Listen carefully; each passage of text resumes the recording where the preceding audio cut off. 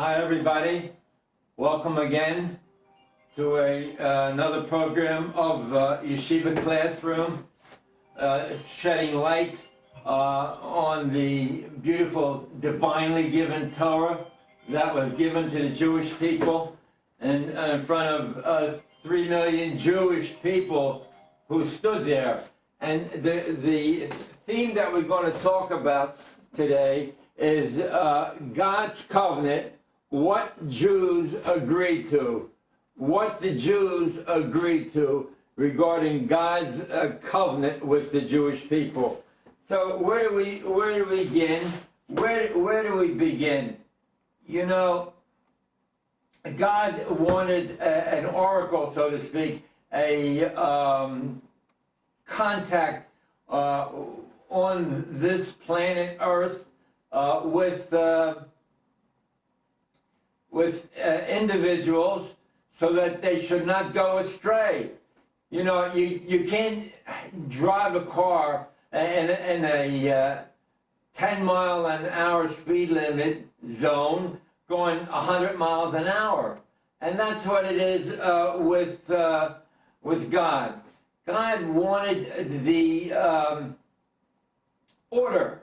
He wanted some order in the life of the individuals, the life that he created on this earth. And he started with Adam, and he spoke with him about eating the tree and the fruit, and it didn't work out. And so he went to Noah, and he gave him 7 commandments that he should live by, and that the people should learn, and he should teach them. But you know, by the way, those 7 commandments that were given to Noah were also included in the 613 commandments to the Jewish people that were given later on. But the point we want to make is that God gave man free will, and he wanted him to live a beautiful life, a happy life, and have his soul returned in a upbeat, a better shape than when it was given. And that we know that from the book of Genesis, right? There are 5 books in the divinely given Torah, aka Old Testament, but it was given to the Jewish people at Mount Sinai. 3 million people stood there. Nowhere else is it given or spoken of as a God-given words to a people like the Jewish people who stood in front of Mount Sinai and heard the words of God, heard the sound that came to them in the form of words. So that's very unique. No other quote-unquote religion can make that claim that God came to the entire people. So let's backtrack a little bit. So, you know, we had Adam, we had, it didn't work out, the people were chaos. You know, it says over there in 4:7 in Genesis, write these down. In Genesis chapter 4, verse 7, it says, the inclination of man is evil from his youth. The inclination of a man is evil from his youth. Meaning that there is the topic of free will, and in order to accrue points, God has sent the evil inclination to tempt you. That's in 4:7. So in chapter 8:21, it says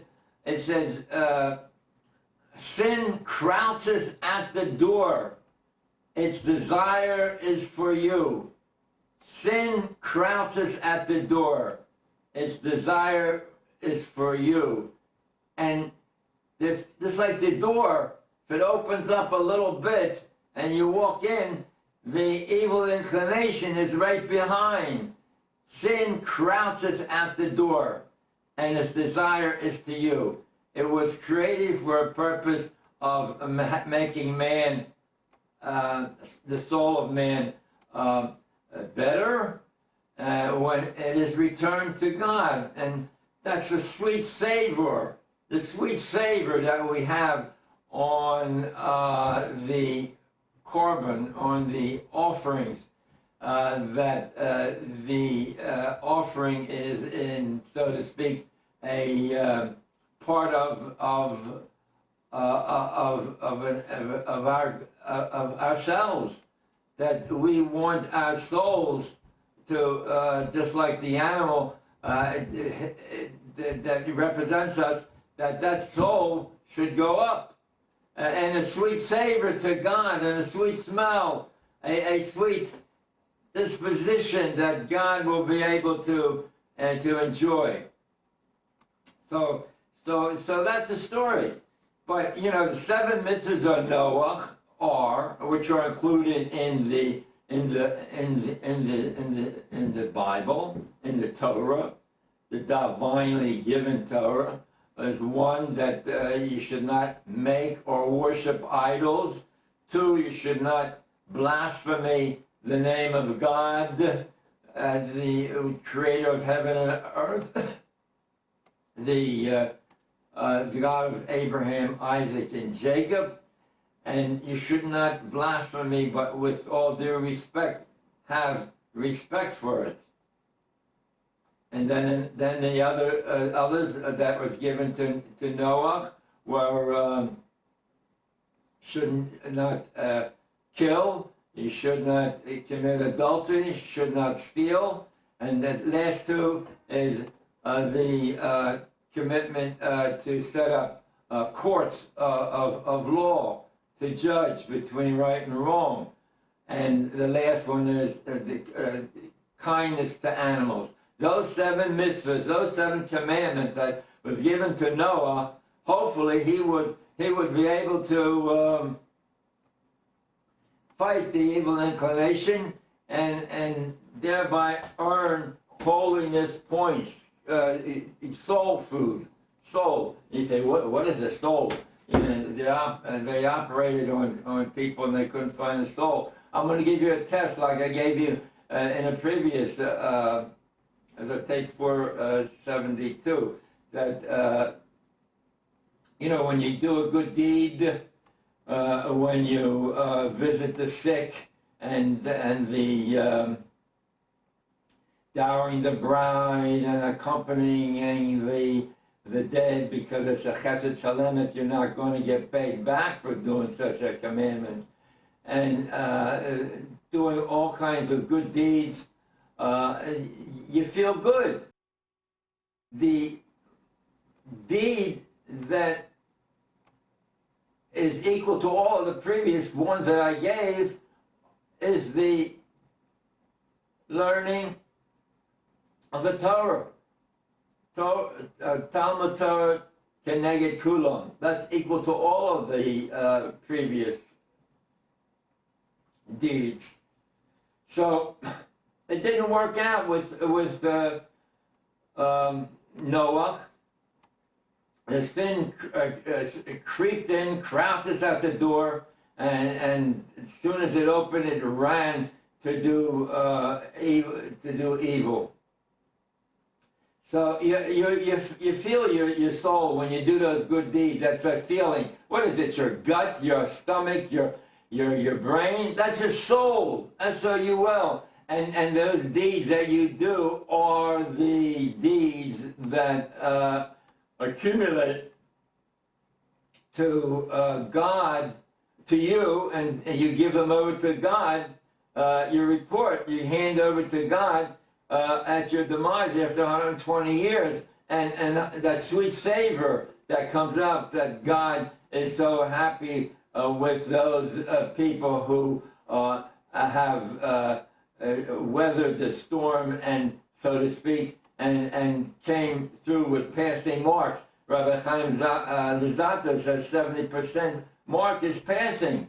So that's the purpose of our lives, to become aware of a God. You know, here I have an apple here, an apple over here, and what's so significant about this apple is that it has a impervious skin. The skin is waterproof. No water can get in it. It's not going to rot. Where can you find a packaging material like that? And that's what the apple has. And all the fruits have it, so that the insects and fungus won't be able to attack it, but it's there for man. And as we can see, the beautiful colors are tempting man to eat it. And it has a green, it's green when it's unripe and not particularly appealing. But when it's multicolored and red, green, and they have all kind of fruits with all their colors in them, it's appetizing. It's good to eat, and that's what God made it for. That man should get pleasure and be happy, and at the same time accrue holiness points. Now, so it didn't work out with Noah and the 7 commandments.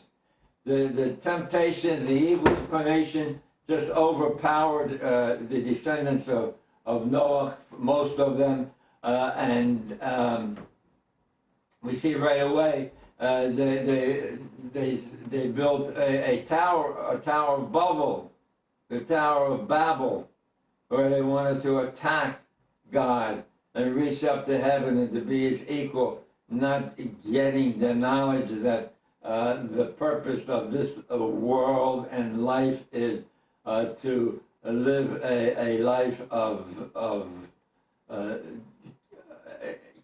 guided by the principles of the Torah and of the 7 commandments of Noah, and that's who we say all the peoples of the righteous people of the world attain the next world, the soul world. The righteous of all nations attain the soul world. And it wasn't working out so well, because we see what happened to Adam, see what happened to Noah and his descendants, but there was one descendant through the descendants of Noah, his son Shem, and the generations that followed him was Shem and Pakshad and Eber and Peleg, Ruig, Serug, Nachar, and Terach, and Avram. There was 10 generations that were the righteous people who lived and were descendants in that order that I gave you. And Abraham was the final determinant, who was together with his heritage, Yichus, was chosen by God. God chose Abraham, and he saw, he was careful and looking at his resume, of Abraham's resume, where on his own he was able to set up altars, not to offer offerings, but to speak as a platform to the people who would ever hear him. that the world was created by a God who has no physical form, no physical form, and therefore he is chosen. And not like some of the other quote-unquote religions who have like a man God. Look, in Numbers chapter 23:19, it says over there, God is not a man, God is not a son of a man, and God is not fickle, right? And God is not fickle. He does not change his mind. Look, there's 1 billion Christians, there's over 1 billion Muslims, and they have gone astray in not following the 7 commandments of Noah, and not worshiping or for other reasons going away from the inborn qualities of right and wrong. Man, the soul of man was blown into the nostrils of man. The soul came from God in Genesis chapter 2 verse 7. God blew the soul of man into the nostrils of man. Why does it say nostrils? Okay, we'll go into that. But first I want to say that the investigation, so to speak, that God finally realized that Abraham was the one that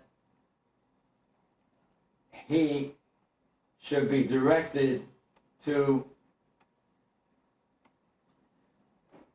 carry out the order, O-R-D-E-R, order in this world. And his descendants were given a special spirit. You know, that's what, yeah, I'm going to have a couple thoughts come up at once. What do I do first? Yeah, a couple of, you know, God saw that Abraham on his own went around and set up altars in Genesis 12:8, and also Genesis 13:4. He set up altars to inform man that he was created, and that there's only one God, and a man should become aware and thereby worship him alone, because a man knows inwardly that there is a supreme being. And it was, you know, I'm getting a little tangential, but the point is, man, during the Middle Ages, built or set up a stone and slaughtered an animal, and they knew that he represented either a sun god or a moon god or a god of fertility, and he sacrificed and prayed sincerely. He prayed sincerely, and what happened? The Jews were caught up in that culture, just like today we're caught up in those cultures. So the Jews began to, not bamos, but they set up an altar wherever they felt the need to give gratitude, and they prayed to, whether it's a carving from a piece of wood, an idol or any other thing that they felt was important, even offering a sacrifices. So the Rambam came by and said the purpose of the offerings that we find in the Torah, in the book of Leviticus, is for man to be weaned away from those hilarious practices of the prevalent culture where the Jews find themselves in a minority. How so? How so does the slaughtering and offering of an animal as directed in Leviticus stop idol worshiping, praying to idols and praying to different hosts of God, whether it's in the sky, whether it's on the land, whether it's below the fish, below the seas. And how so? Because Rambam points out that yes, you can slaughter, offer sacrifices, but you have to bring it to a certain place that the Torah tells you. You have to have a kohen present. You have to have the slaughtering by a certain way, not like the prevalent culture was, they killed it in any which way. And you had to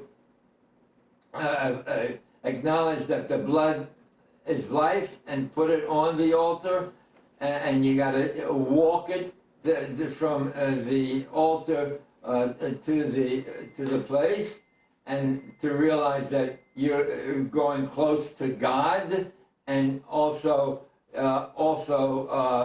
to arrange the parts of the bodies to show gratitude for all the parts that man is composed of. That man is composed of. You had to put the head a certain place, the limbs, the organs. So by doing this, it weaned a man, the Jewish man, away from the prevalent culture of setting up a stone and killing and praying. But you had a Jew had to bring it to a certain place. He had to slaughter it as God commanded you, and other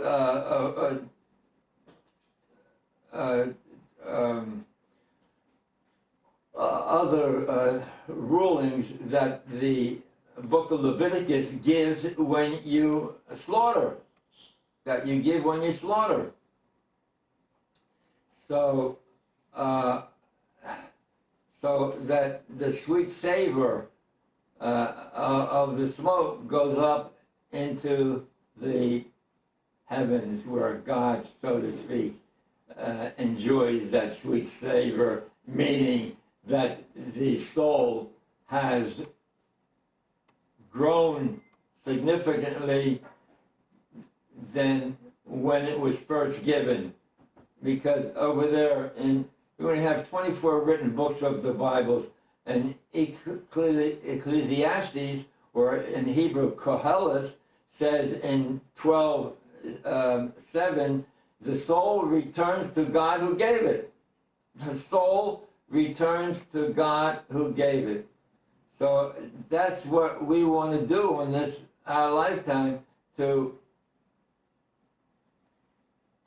have our soul return in a higher form than what we gave it, than when it was given to us by God.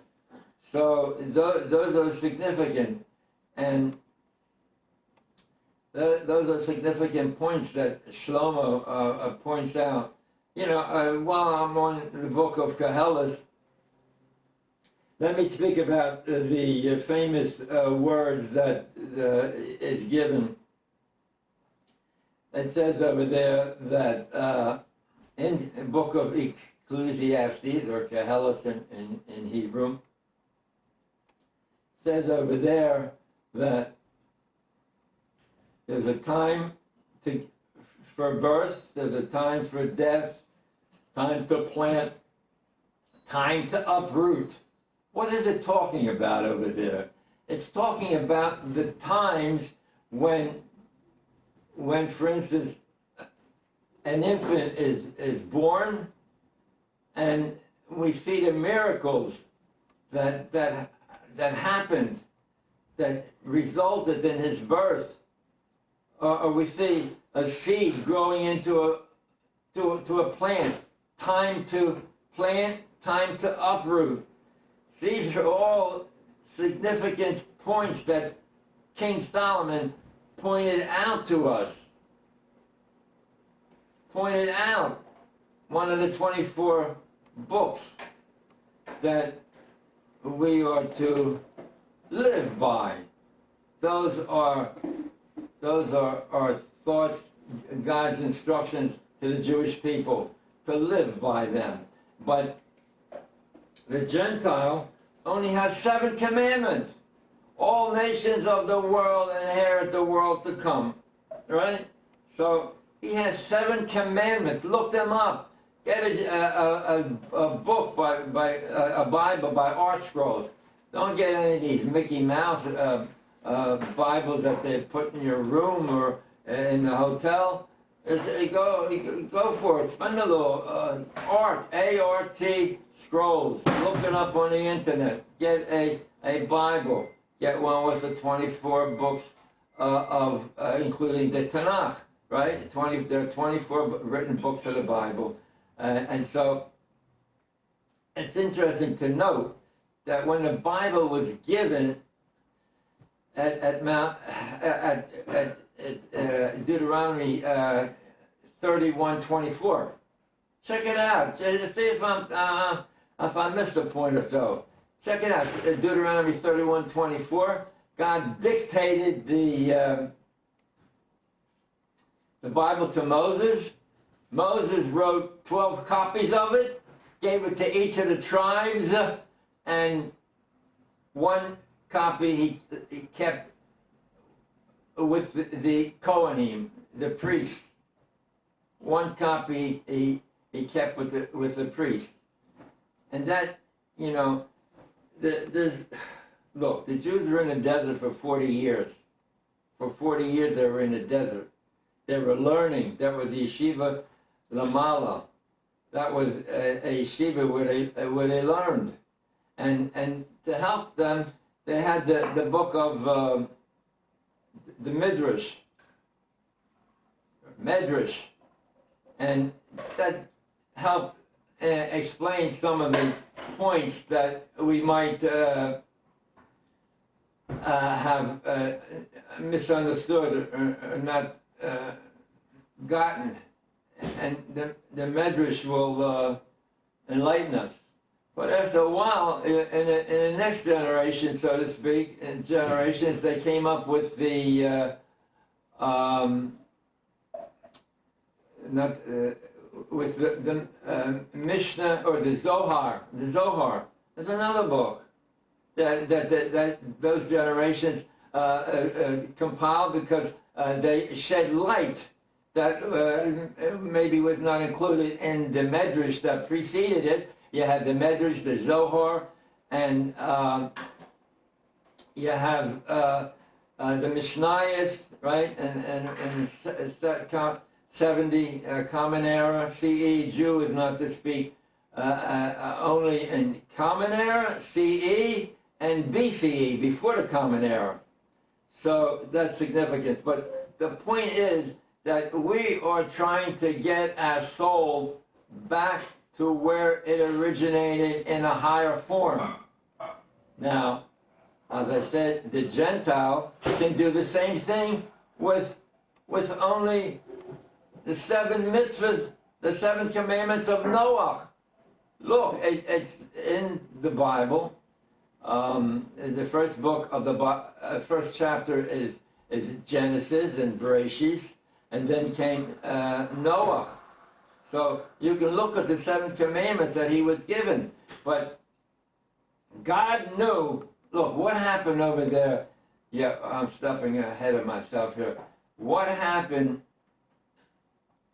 when God knew that Abraham would teach his sons and his household the ways of God, of charity, justice, and kindness? That's in chapter 18 in Genesis, verse 19, right? For I know Abraham will teach his sons, children, and household the ways of God. Now, that's rather significant. How does God know what man is going to choose? Well, we can answer that in saying that a man has free will. And we can answer that by saying that free will means that man has the ability to think out of the box. Not like animals, or the squirrel, or the rhinoceros. Man thinks out of the box. And he wants to do good, right? And God knows it.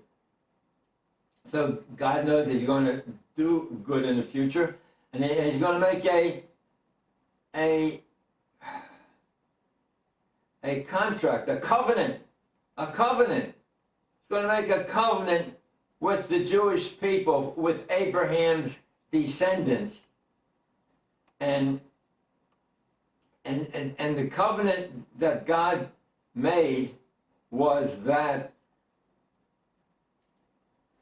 the land of Canaan I'm giving to the Jewish people, the descendants of Abraham, and also they will be very populous in numbers. And he told Abraham to go outside and to count the stars, how numerous they will be. Look, you're going outside, you're going inside. You're not going to be able to count the stars. But that teaches us his toddlers, man's input. Man has to do something too, also. So he went outside. The same thing with Moshe. Moses went up onto the mountain and said, you can't enter because Moab, he was at Moab, you can't enter, but you can take a look and see all the land from this mountain, this high point. And it's impossible to see all the land from one point. But it teaches us a man is a partner in his toddlers, in doing and making God's givings to man. He is a partner in that free will. So, we spoke about the Bible, that was Torah, aka Old Testament, was given to the Jewish people. They stood there in front of Sinai. It was given to them to follow. And we know that God had made a covenant with the Jewish people in chapter 15 in Genesis. Like a kinyan, an acquisition, and a vision. Abraham saw that God commanded him to slaughter 3 animals, for the goat, the sheep, and the calf, and divide them into 2, and a pigeon and a turtle dove, and do not divide them, and a fire and the smoke.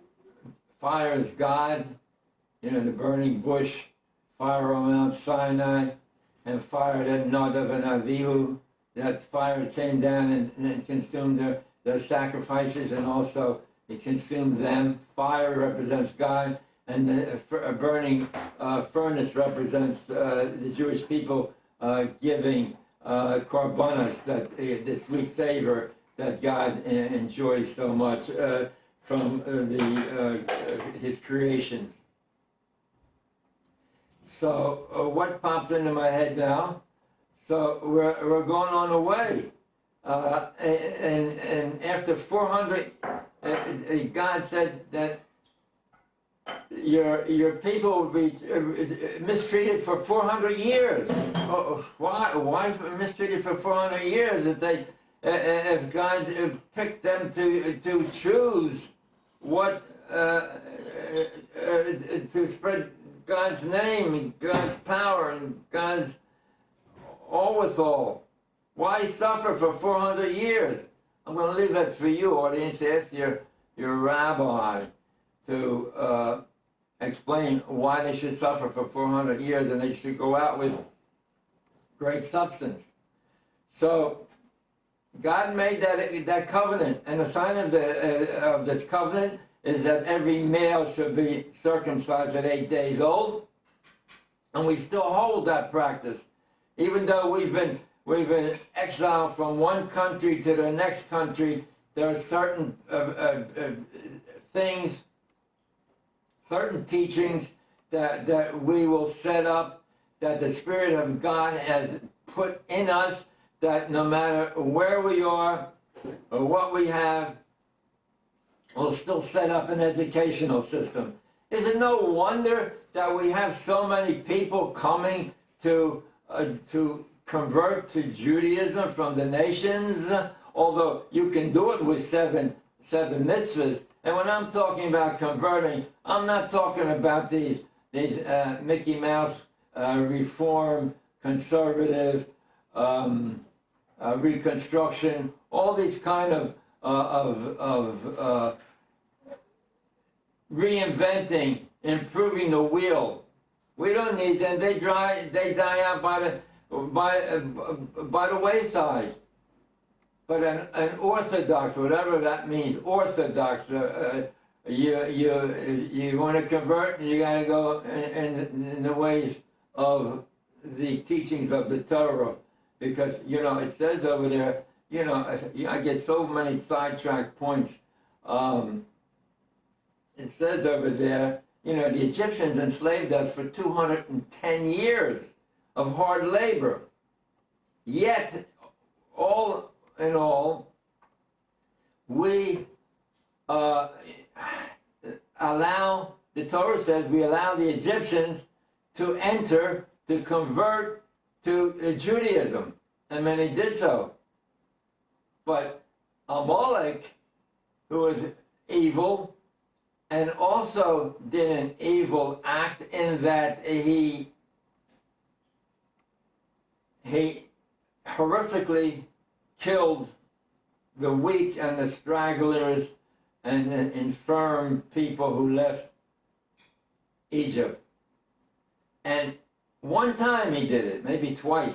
One time, not 210 years, but one time he attacked those people, and for that reason, his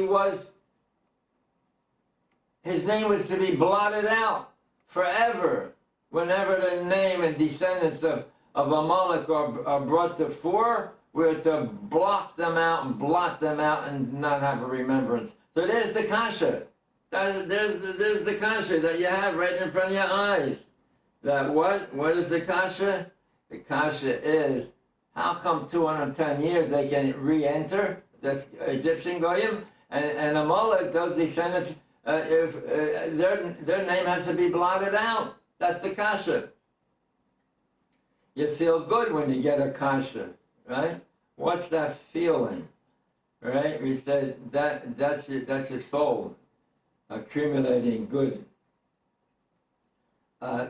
deeds. And the best deed is learning Torah, and that's why I like to see Torah centers set up in the synagogue where the congregants don't come in there solely to say a bunch of words and then eat the cholent and go home to sleep. No, they have to have time for learning every day. Every day you have to learn, right? Talmud, Torah, Keneged Kulam. So here we are. God gave two of the principles of the covenant, right? They being the land of Canaan. They were evil, the people in Canaan. They offered service, all kinds of human offerings, sacrifices, and killings. And look at Deuteronomy chapter 9. Not because you are so righteous, but God made a covenant. And the problem was that, why did Jews suffer so much? You look in chapter 33 in Exodus, and the Jews came out of the situation with the golden calf. It was we were forgiven. Our forefathers were forgiven, and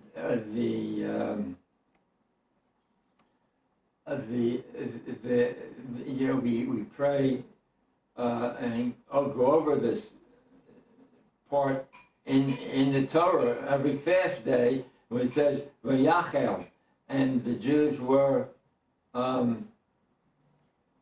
prayed profusely V'yinochem, and later on it says in that subject, in that chapter, God will reconsider. God will reconsider, and He will take it into consideration when He makes His final accounting. When He makes His final accounting. So, what we're looking for now is that what here it is, God's covenant, what Jews agreed to. Now, we know that God gave us those two principles that we enumerated, the land and a strong people, but I wanted to go back a step in saying that, how come Jews suffer so much? And, in chapter 33, verse 17, it says, God, one of the requests that Moses had was that I want you personally, God, to accompany us. And God said that it will be it'll be detrimental to you, because I will punish when I see transgressions, and the entire people will punish. So Moshe says, I don't care. I want you to come personally with us, and he did, and God does come to us and personally, and that's why we have suffering, because throughout, if the Jewish people are transgressing, then even the righteous suffer, right? The angel of death skips over the houses on Passover for those that have the sign on the doorpost, but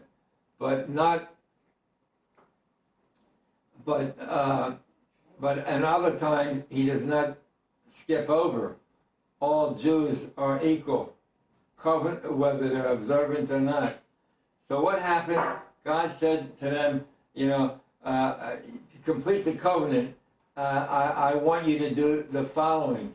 And he brought them in front of Mount Sinai. The entire people, not like a few people heard, but the entire people heard the Ten Commandments, the Torah being given.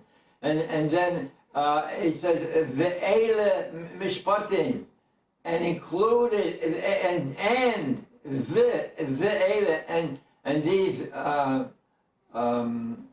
civil laws are to be acknowledged and to observe. Torts, civil laws, responsibilities, liabilities. That's Torah, judges, courts, and with a law book, right? They got the Ten Commandments and the Torah. You got the mishpatim between people, and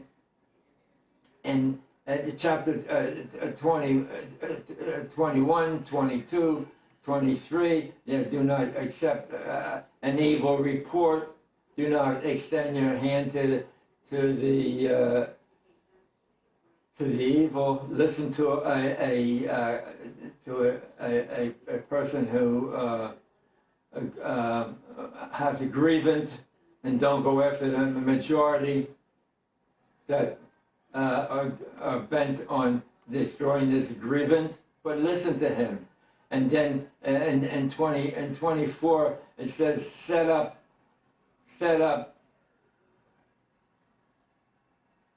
altars. Let the young men from the 12 tribes come down before God, and monoliths, monoliths,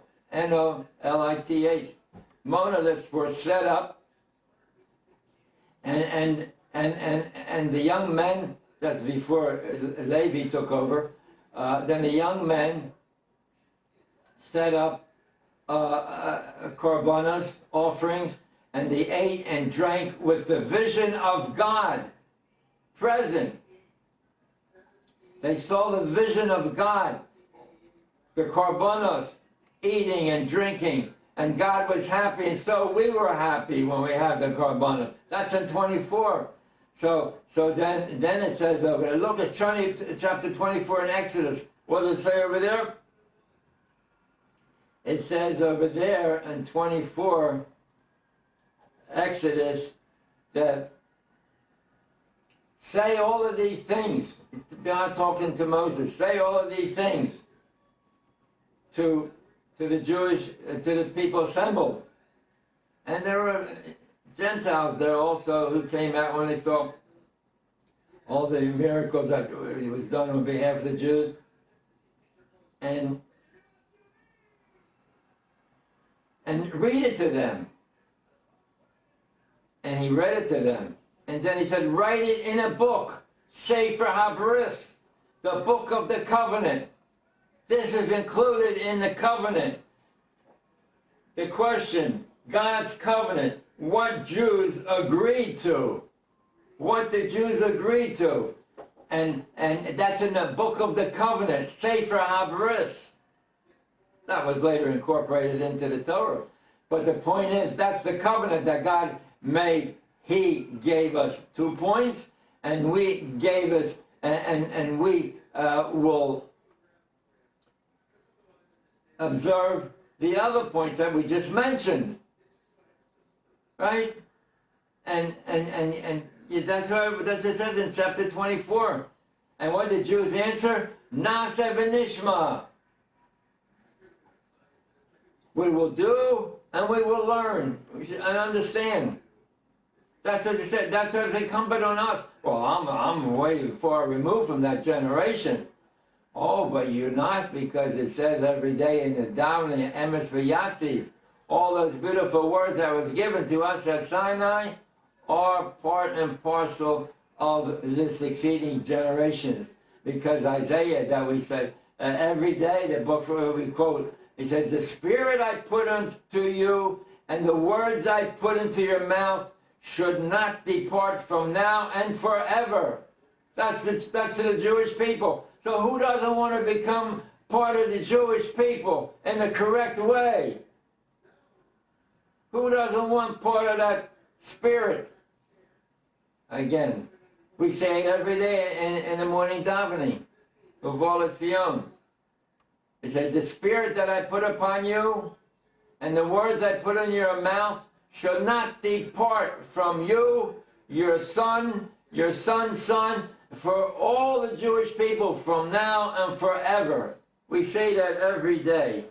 And, you know, the thing is, you know, certain things pop into my head and it may not be so apropos, but we were talking about Nadav and Avihu. This was done on April the 4th or the 5th on a Thursday. This was compiled and pre-recorded.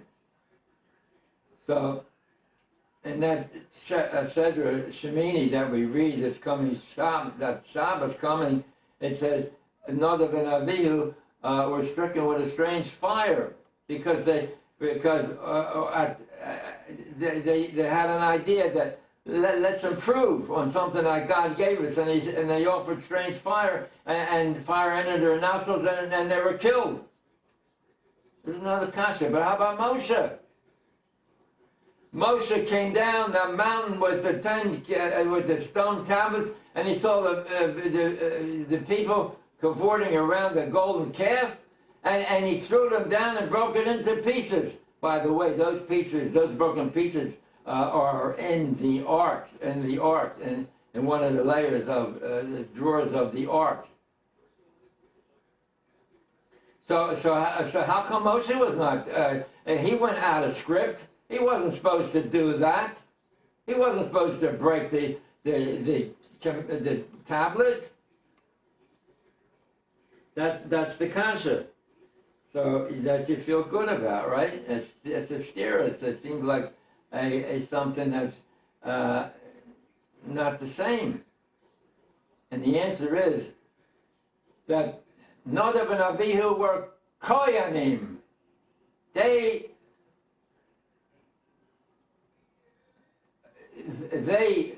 guarded the teachings of the Torah from the time it was given throughout the generations. You can't change the Kohanim and the Ark and the Torah that they guard are not to be tampered with. But Moshe, he was a prophet, and prophets can change in order to get the message across. So Moshe was all right what he did. You like that, Kasha? Again, why does Nadav and Avihu? Why were they killed when they acted out of script? When Moshe threw the tablets down, acted out of script, and he was not punished because in one, Kohanim are guarders of the Torah, and there's no changes being made in their teachings and what they can innovate. But Moshe was a prophet. It was all right what he did because you can change. Prophet changes according to what he feels is correct. Now we want to go into free will. Free will is very important that God gave us for our pleasure and for perfection. And free will means the ability for man to choose between right and wrong, and to get pleasure from doing the correctness. Let me give you an example. Like, when a person made $1 million through all kinds of manipulations and being and choosing at the right time and what to invest in and what have you, and he had pleasure. He talks about it as compared to a person that inherited $1 million, but he talks about all the steps that he took when he was accumulating all his wealth. And bear in mind that wealth is from God. God gives you the strength to succeed. That's in chapter 8 in Deuteronomy. God gives you the strength to succeed. It's all from God. It's not such a good example because that's all from God. But if we do something good and really go out there and did something great, and it was successful, whether it's a synagogue or what have you, it was a good feeling that we got from that from those teachings, from those steps. So that's what that's what's so important. And it's also for our perfection, because we want to earn, and we are constantly being tested. You know, Abraham was given 10 trials before he was finally accepted by God. And so it says over there in Deuteronomy 8:2, chapter 8, verse 2, look it up. It says over there that I afflicted you and tested you to whether you kept the commandments or not. I afflicted and tested you to see whether you kept the commandments under a duress. And that earns points for us, the suffering, and not go away from the teachings of the Torah. So all of those count towards perfection and the soul world, because this is what we live for. It's not, accumulation of wealth, but it's to live by the precepts of the Torah. Now over there,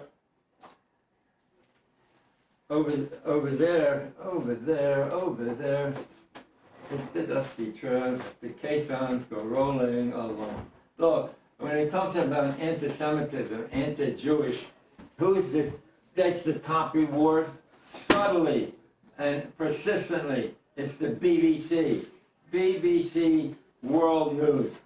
Anti-Semitic, anti-Jewish, put it that way, put it mildly, the BBC. They report things that they want to report, and only substantiated by Israel proving what it says it did. But by the Arabs, they can claim all kinds of killings that Israel perpetrated, and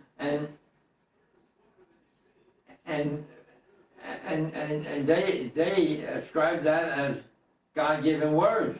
How can they determine how many people were killed before the day is up? But BBC reports it, and they dwell on it, and they dwell on the fact that they suffer greatly. And what about the kidnappings? Not hostages, kidnappings. Who cares about the kidnappers? Who wants to worry about them? Where should be the strength of the hand of God on their souls? Release the kidnapped people, and the world come to an end. They're kidnappers, and the world can't say that. They can't. They're holding ransom, and the Jews realize that their only friend is the one up above. The only friend is the one up above. It says the first of the 10 commandments that was given to the Jewish people at Sinai says that I am the Lord your God. Speaking to the Jewish people.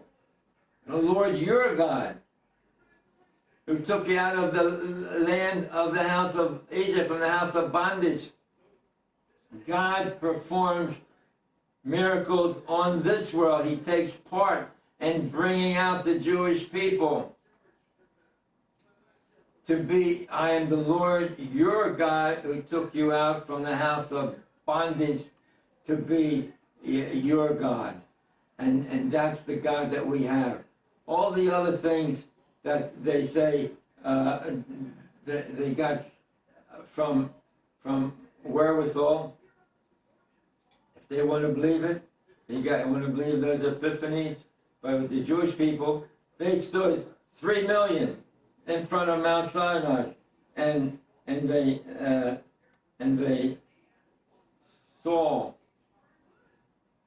the lightning and the thunder and the fire of God when He gave